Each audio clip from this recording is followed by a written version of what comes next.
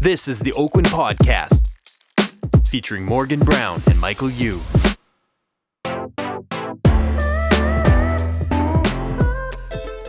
Welcome, everybody, to the Oakwyn Podcast. I'm Arlene Chang, and I'm with... Michael Yu. And the Podfather. And we're here today. We are Yes, here we today. are. Not tomorrow. You know, we were talking actually about, talking about improv.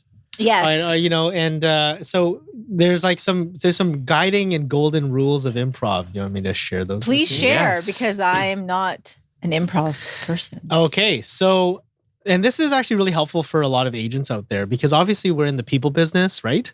We're in the communication business, and it's good to kind of be, if we can, a bit faster. I've heard a lot of people have suggested taking improv and acting classes to do sales. Yeah, Really? totally. Lots of Actually, it's part of Ryan Serhan's book. yeah. He says take improv classes. Yeah. Interesting. They Yeah. actually do improv at so Ryan Serhan's book. They do improv like before they do like board meetings and stuff like that. They do improv games just to lighten up the mood and get everyone free flowing and thinking differently.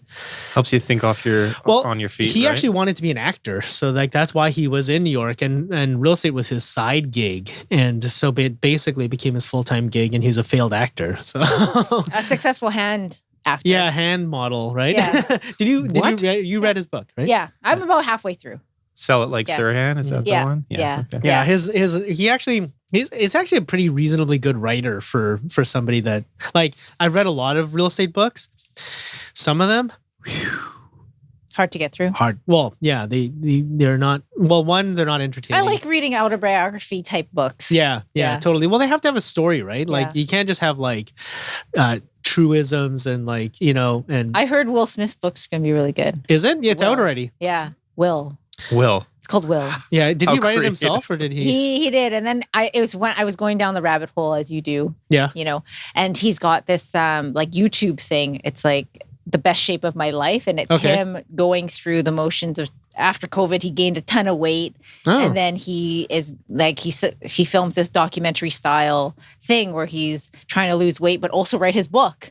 So you see him going through this creative process Oh. and him unpacking all these stories, and he goes through all this mental unraveling, so to speak.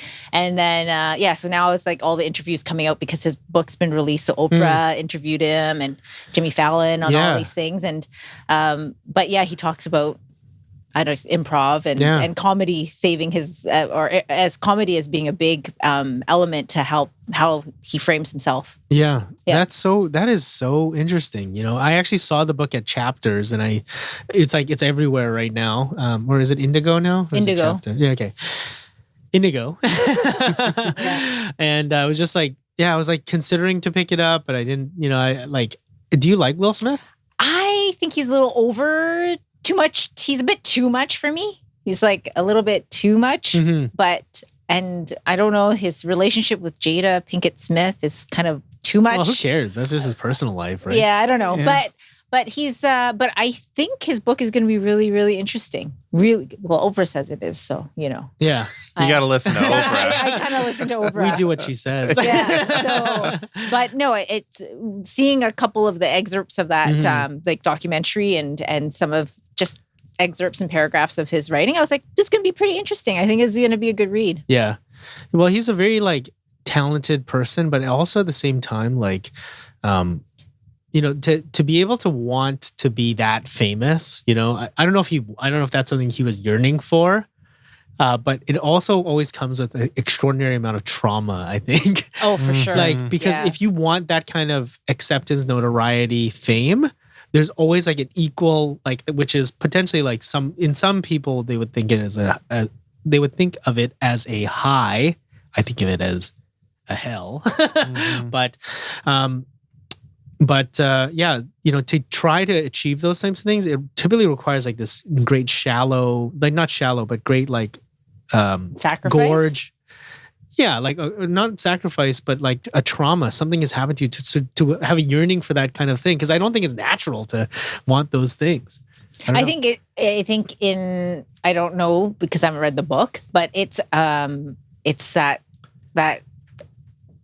achievement thing. They like the high achiever mentality is why he is who he is, because he needs perfection. He needs to keep on trying to achieve this goal. And if he doesn't achieve this goal, then you'll see him get really, really upset with himself or the people around him. So, yeah. Sorry, I kind of segued from improv, but it kind of ties in. Yeah, it ties in. Yeah, it ties in for sure. So like, and it is important for, like, I do think it is actually valuable. So my sales coach, when I was in my early 20s, suggested that I take singing lessons for better tonality in my voice. He asked me to take acting lessons. I did stand-up comedy. I did improv as well. And, just so that, and creative writing and a few other things, just so that I could like get better at communicating and also just be able to hold conversations a bit more naturally and free flowing. And I think it really helps. So one of the big techniques in improv, and we were just joking about this in the last podcast, that I was not doing well. No, improv. you did. You pulled it together. You at the end, I got it at the end. Yeah. You actually, you crested at the end, and then I kind of like, of course, fumbled the ball at the goal line, as I always do. So basically, so there's this principle in improv called yes and. Have you heard of that before? No. No end.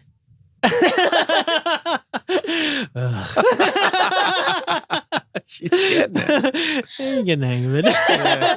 So yes and is like, so it basically you want to be very lucid. So basically not trying to like, being in the moment, and what you're receiving, you want to take it in as a yes.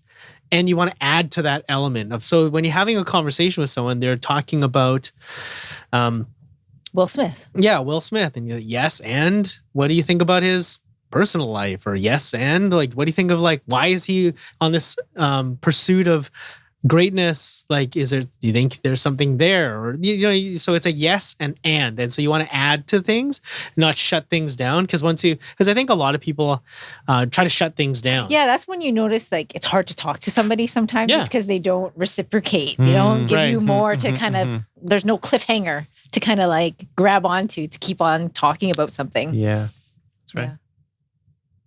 Yeah. I'm going to start because I think I might shut people down. Do you? I don't know. Why do you do that? Because I need to work. She's very busy, Michael. Yeah, that's actually, it was funny because we did that exploration at the Ryan Serhant thing that we did, right? Where didn't you ask your one of your staff to kind of like comment on? Yeah, I asked. What was that all about? I asked. I think one of the. So what was the principle? The principle is you are your brand. You are your own brand. Right. Okay, and the people that are close to you, everyone likes their own brand. Not your mom, not your husband. He's talking about farts. Yeah, exactly. What? You haven't heard of like everyone likes their own brand? No. Like, no. You like when you go to the bathroom and it doesn't smell to you? You're like, everyone likes their own brand? No. I think maybe that's a guy thing. Might be a guy thing. It's a guy thing. Yeah, definitely no. Okay. Okay. Anyways, your own brand. So that could be your own brand. You like your own brand. So I don't know if that's what Ryan Serhant was talking about, but no, he wasn't. He wasn't. But basically, you ask the people around you. This whole book is just a metaphor for farts. Yeah, exactly. So it all boils down to that at the end. Oh boy. Okay. So. Yeah, you ask the people around you, not your husband, wife, or like the people who know you, but the people who have impressions of you, like what your impression is. What is your brand? Like, so you meet somebody and you're like, oh, okay. What impression do you leave on others? Exactly. Right. And you did this? I asked, yeah. So I asked a couple people. I asked one. And she said, truth bomb. Yeah. And she just said, you're everyone feels like you're very busy all the time. Mm-hmm. Like you're very busy. And I just wish you would be more grounded. That's what she said to me. Mm-hmm. But you're very busy, but everybody wants to take care of you because you're taking care of everybody else all the time. That's that was her impression. That's what she said. Yeah. What do you think about that? Yeah, I think it's pretty true. Mm-hmm. Yeah, I'd say it's accurate. Do you want to change? Yeah, I think it would be good to have a brand of that's not like you're busy. A brand of if you're really grounded. Yeah, that would be better. What is your brand? What is your brand, Have Mike? you? What have people said to you, or did you do this exercise? You know, I feel like, well, I do care. Of course, I care. I think every human being cares what other people think about them. But I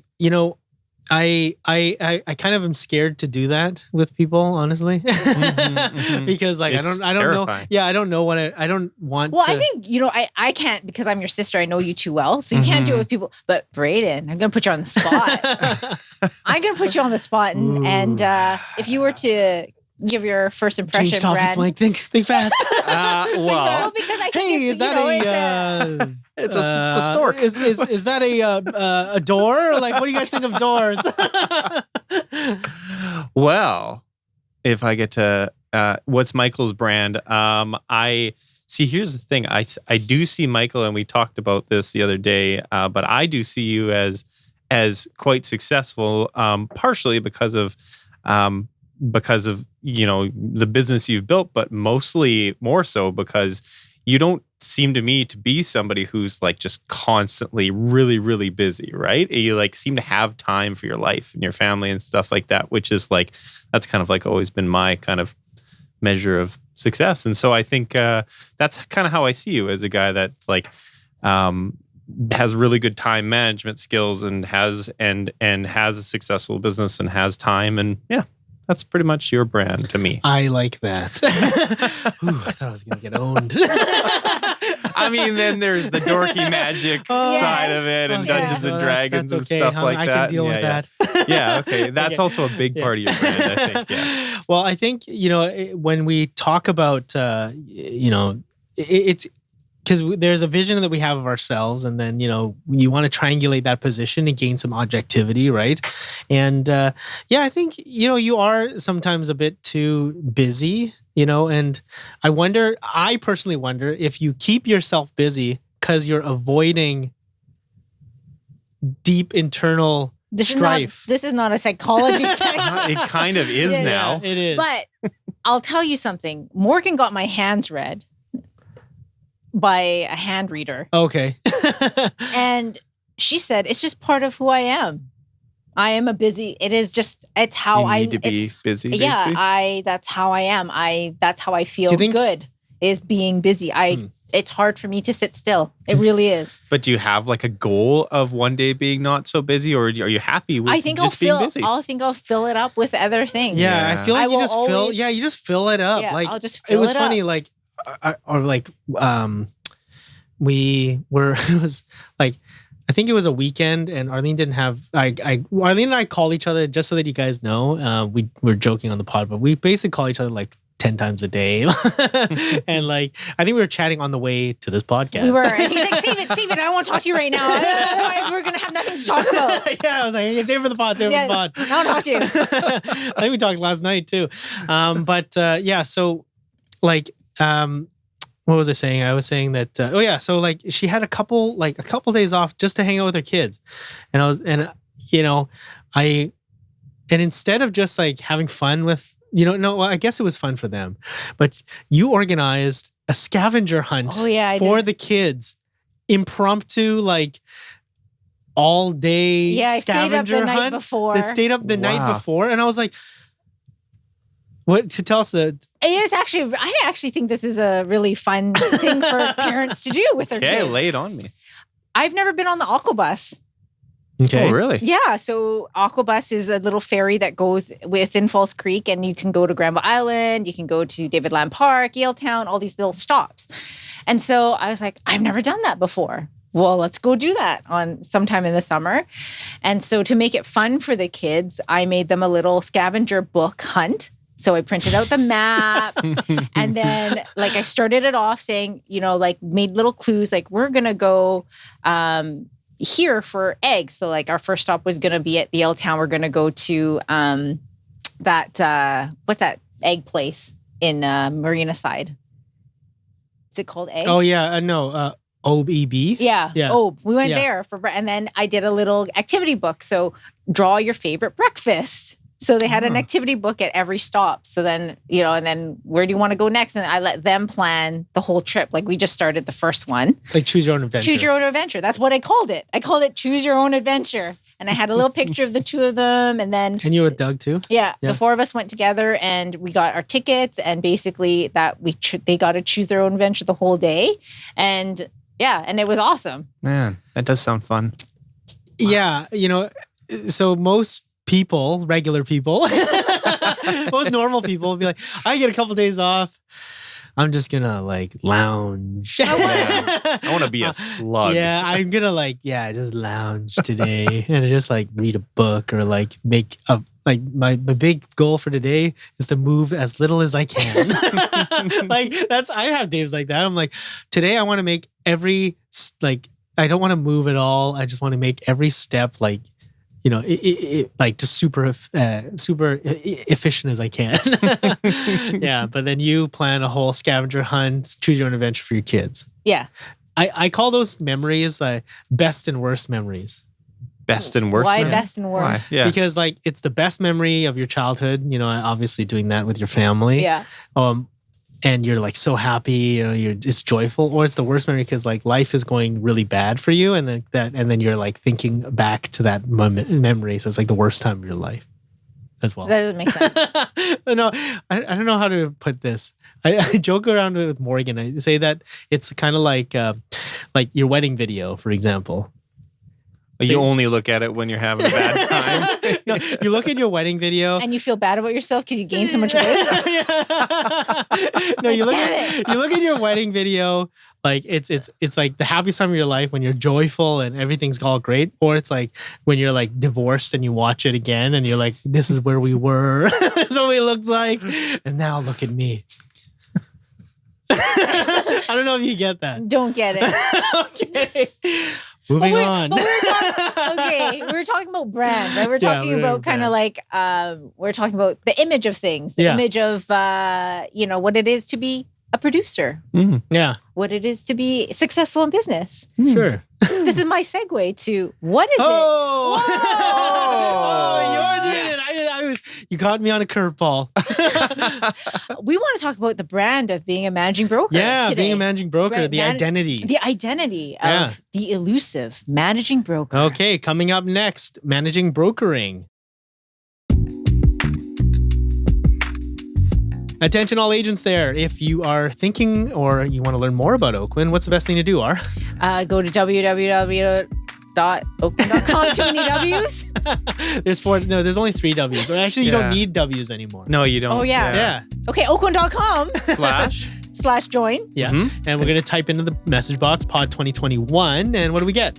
Free piece of mystery swag and a meeting Yeah. with one of our leadership team. Yeah. Thanks, guys. Welcome back to the Oakwyn podcast. We are talking about everything managing broker right now. And you've been a managing broker, right? Yeah, for 7 years now. 7 years. That's 1 year in managing broker years. It is.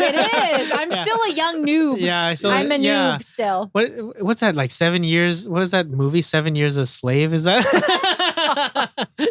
I haven't watched that movie, or 7 Year Itch. And your son 7 is degrees of separation. 7 degrees of separation. Yeah, Kevin Bacon. Yeah. Mm-hmm. Your son is 7 years old, right? He's 8 years old. So you've been a managing broker for 8 years. That's right. I have been 8. Yeah. My goodness.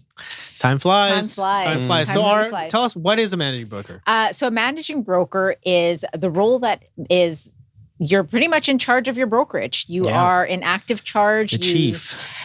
You supervise the work of your realtors and the operations, and really you're responsible for making sure that other people's money, so the trust funds of your people that you work with, are safe. Yeah. So tell us about your experience as a managing broker, like the story from when you started. When you started as a managing broker, you had one agent that you were monitoring, right? Yes. Yeah. What was he like? He was awful. He was my brother. Like the worst. The worst. I had to start somewhere, and I had to start with him. Yeah, she could whip me into shape. She can whip anyone into shape. Mm-hmm. Yeah. So, So my journey through the managing broker role was, I had previously gone to BCIT in the professional real estate development course. You did. And so that specializing in real estate. Specializing in real estate. So that allowed me to challenge the managing broker exam at the time. Yeah. So I just studied a thick textbook. And how long were you an agent prior to being a managing broker? I was an agent for 5 years. Yeah. About 5 years. Yeah, about 5 years prior to being or going for the managing broker exam.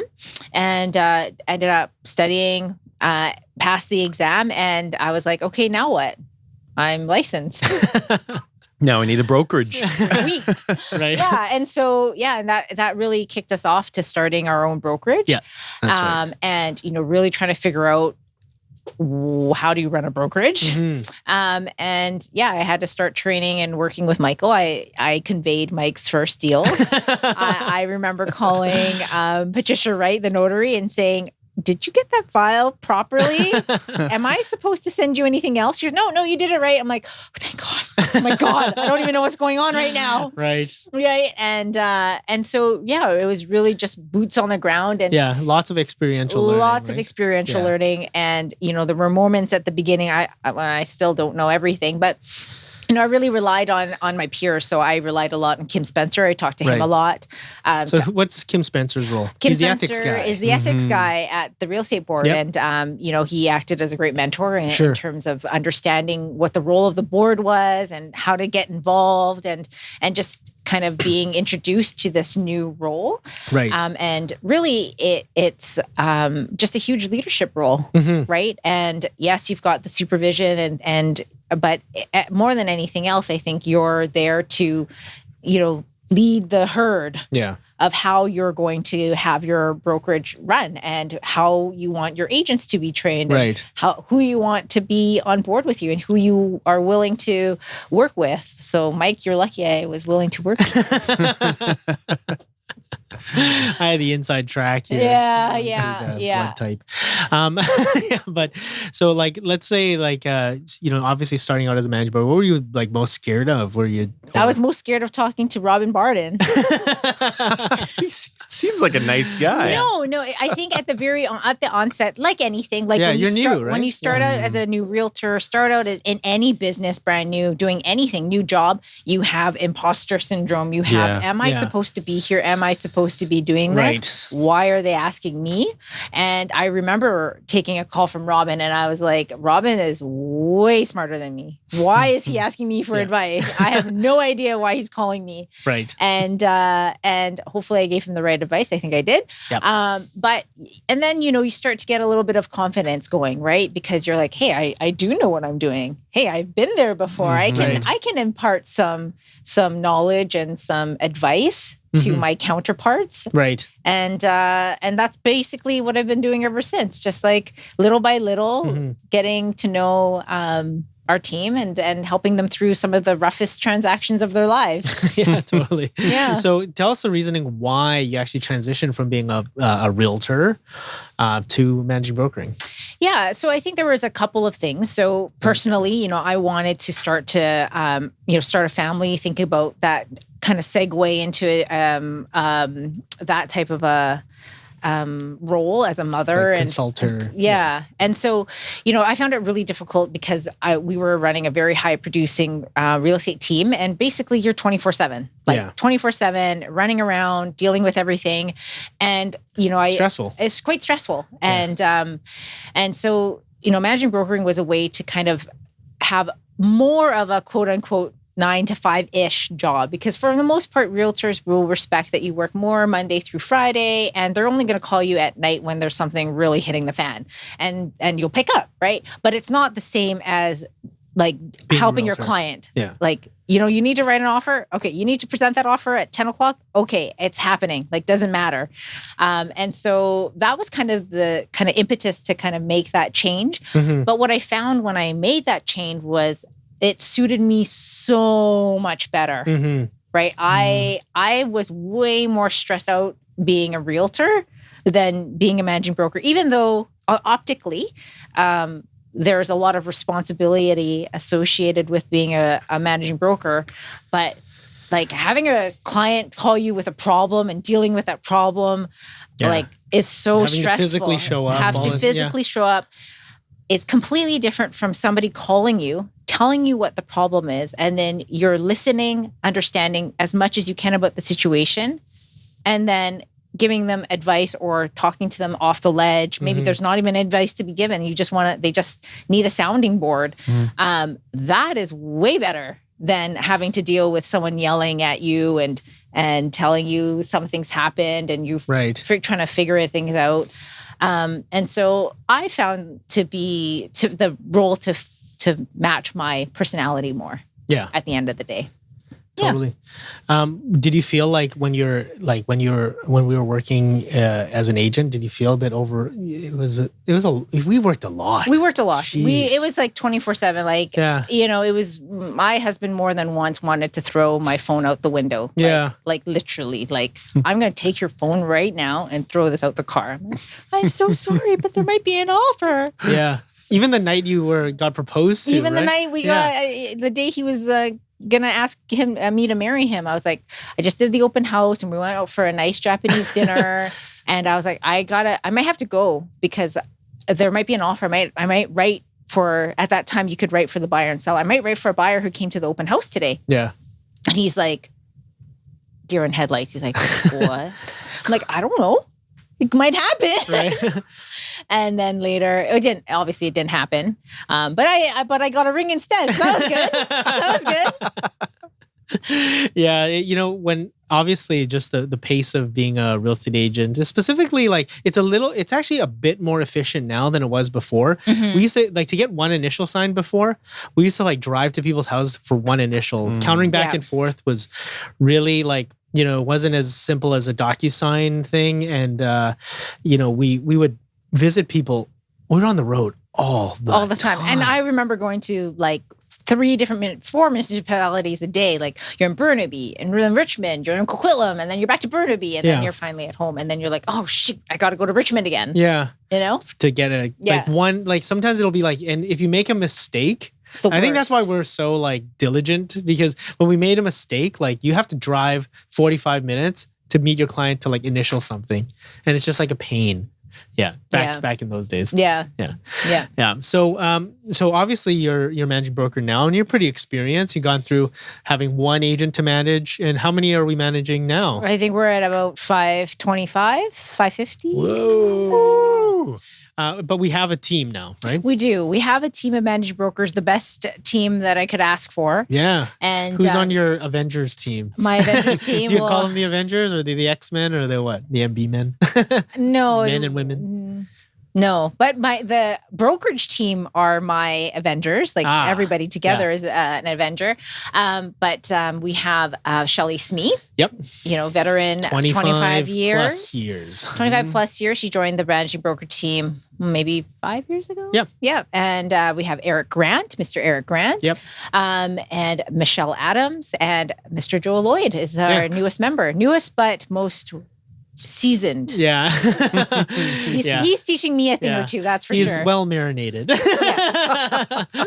He'll appreciate that. Yeah. So we have a fantastic team of managing brokers, and really, it's been such a joy to work with them. And it's we've been kind of learning and working together, and continuing to grow our managing broker team. Yeah, it must be better working on a team because you're not siloed, right? There's a lot of pressure. If you're a single managing broker for an office of, let's say, 10, 20, 30, 50, 100 agents or so, it's a lot of pressure, because if you don't get to someone right away, then, it's that's all you have to go with, right? Yeah, working in a team environment, I think it's always nice. You get it's also a mind share, because there's so many situations in real estate. You're never going to know everything. Yeah. You just won't. And so it's great that you have other people to rely on, to bounce ideas off of, and talk about solutions to potential issues. Right. And so we meet every Wednesday and we talk about what's going on and how to deal with certain things and how to continue to serve our agents. Yeah. What's the most consistent question that agents give to the managing broker? Oh, it's not even, I would say the most consistent question is, it's always, I just have a quick question. That's first thing. It's always a quick question. I just have a quick question. And I just want to make sure I'm doing this right. Yeah. Well, that is the number one question. It's not even anything challenging, really. It's just, as an agent, you're kind of out there by yourself. Yeah. Right. And you just want to make sure it's just like a quick check-in. Did I do this right? Like, am I thinking about this properly? And like 98% of the time, you're 100% right. You are doing it correctly, and you haven't not thought of anything. And yes, that clause sounds right. And yes, this is right for your client. And that's the number one question: is am I doing this right? Did I miss anything? Yeah. No, sounds good.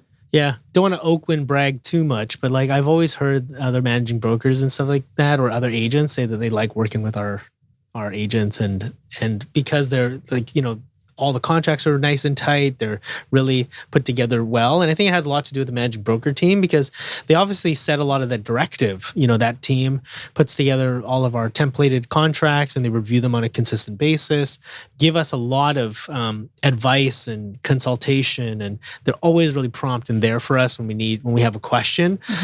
So like, even, it's valuable even for really, you get calls from very experienced realtors too, right? I do. Yeah. And I think even for experienced realtors who weren't with us before, they're like, I've never called my managing broker before.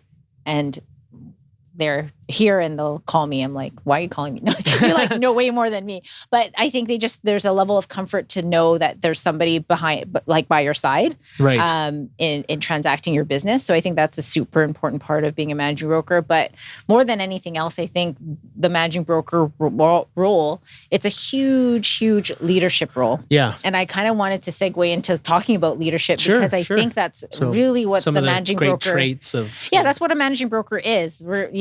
It is the little things about that you're dealing with, the transactions and things, but it's really gonna be, or managing brokers are the face of how real estate in BC is going to be transacted. Like, so if you have, what do you mean by that?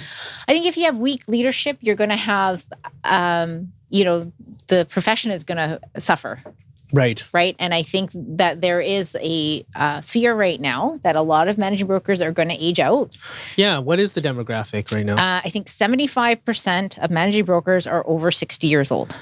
75% of all managing brokers? Yes. Wow. So in a few years, you're going to be the senior managing broker around. Hey, how does that feel? It feels, it feels weird. Yeah. Yeah, because I've attended quite a few managing broker meetings and town halls and things about what's going on with the regulations and the changes in the market, that sort of thing. And I see it. You see it. It is very apparent that there is going to be a changing of the guards here. And so leadership is going to become, I think, the pinnacle of what a managing broker is, because we've had such amazing leadership guide us through a changing market for 30 years. A lot of these managing brokers have been being in real estate, like Joe. Joe's been in real estate for 40 years, been a managing broker for 25 odd plus years. That's that leadership changing of the guard that we have to replace. These amazing people who have been helping shape the industry, and now there's going to be this interesting transition. What type of leadership do you think make the best managing brokers?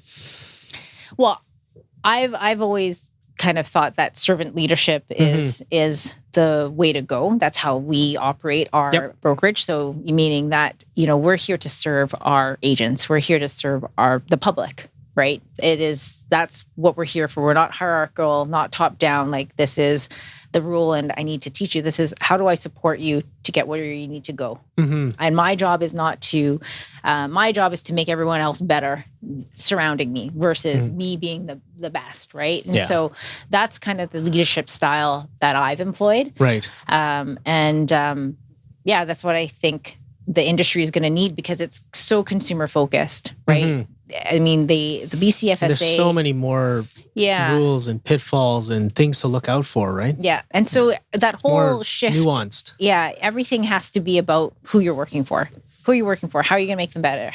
And so it fits that kind of servant leadership model really well, because that's kind of what you're supposed to be doing.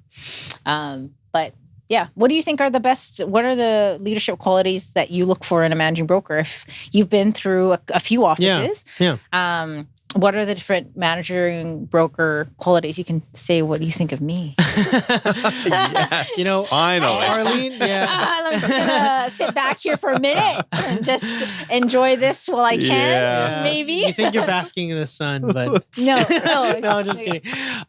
So for me, I think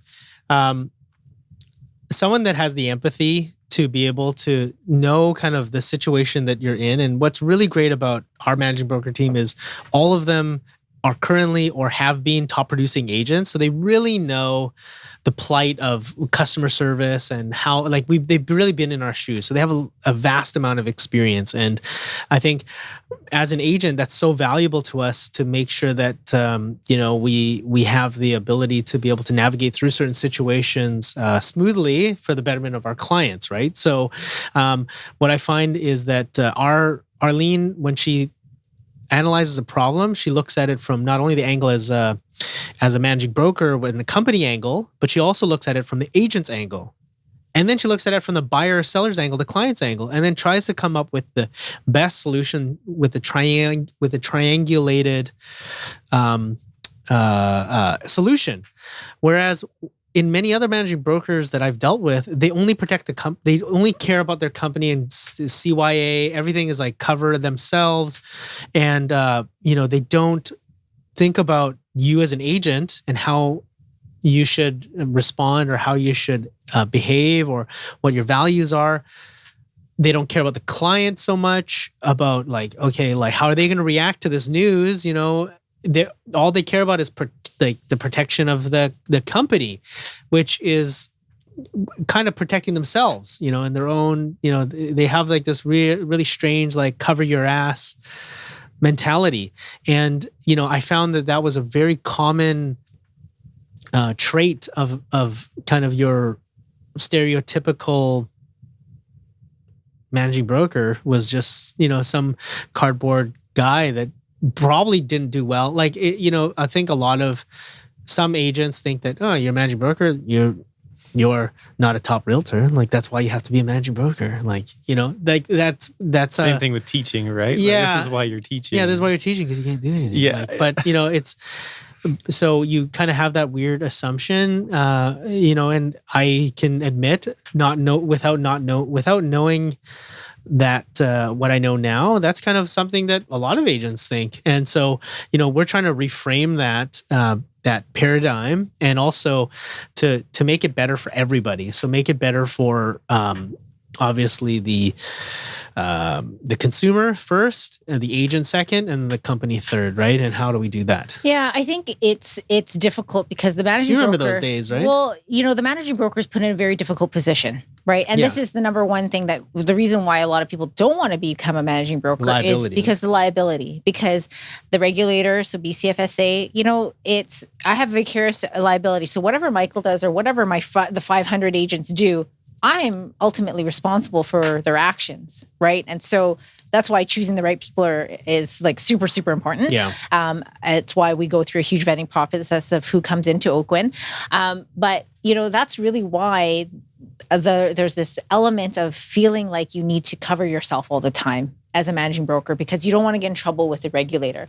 And that paradigm has to shift, right? Whether it's with the regulator or how industry perceives it, is that you need to make sure that the brokers are supported to do what they need to do, and that there is adequate training to make sure that good leadership comes out for the industry, right? Yeah, it's like a backwards way of thinking. It's like, here's all the rules, managing brokers. Now you guys deal with it, and I think you're starting to see that shift a little bit, because they realize there's going to be this change of a lot of breed of people who don't have the experience to be a managing broker.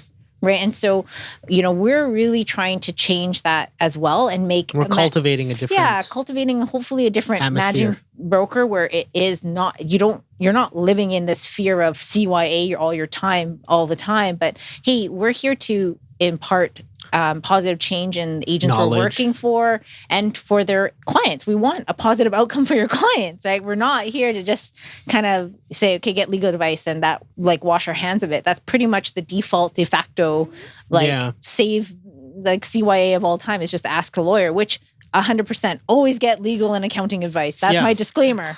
Always include that in everything you're doing.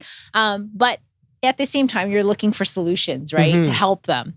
And you can only do that when you actually feel like you're not handcuffed by this like overbearing, like, oh, we're going to get in trouble all the time feeling. Right.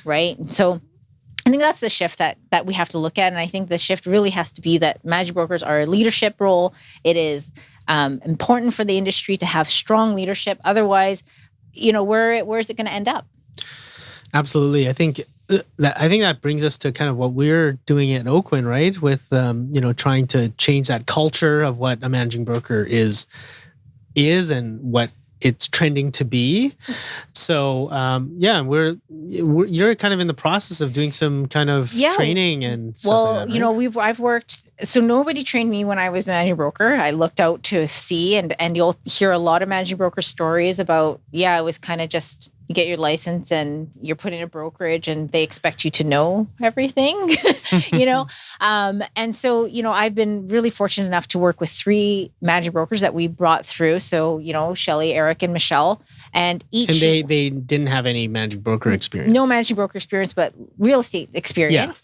And, and we worked together on leadership skills. We worked together on what, we basically just trained to become a managing broker, right? And so now we're really focused on trying to create a fantastic program where we can create leaders in for real estate. And I think it's a really, really important thing and important step that other people should take or need to start taking, because there's going to be that problem. Yeah, totally. I think, and you have a background in, so for those that don't know, Arlene hasn't mentioned, but you have a background in coaching and education, right? From university. You wanted to be I wanted to be a gym teacher. So I have, like a sports background, right? Which is kind of fun. Yeah. Right. So I will, maybe we'll watch Rudy and everybody will. Arlene. I love underdogs. Yeah. Arlene loves underdog stories. Like, remember the Titans, any underdog sports movie. Yeah. Dodgeball. That's a good one. Totally. Dodgeball. Don't throw a wrench at Arlene's head. Well, if she can dodge it. I did join a dodgeball league before. Yeah. Nice. We did together. Yeah, we did. I threw out my arm. Yeah, it hurt. Like you don't realize it's not natural. And the balls are too light. So then you're like, my shoulder's broken. Like played volleyball for years. And then you like throw a dodgeball and you're like, my shoulder's busted. Nothing makes you feel older than being an adult playing dodgeball.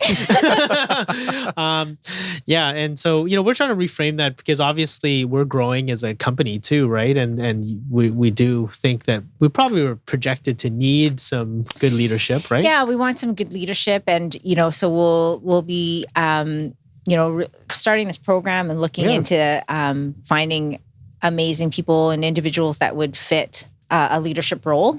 And who want to see positive change in people and positive change in the industry and be a part of that. So, it's such a fun team to be a part of. Like I kind of I've sit on, what do they call it? Like not a gargoyle, but like your gargoyle. You go. You're like in, like I've sat in some of your meetings and stuff like that with the other managing brokers. It's very interesting, the topics that are covered. Like a fly on the wall. You fly on the wall. That's it.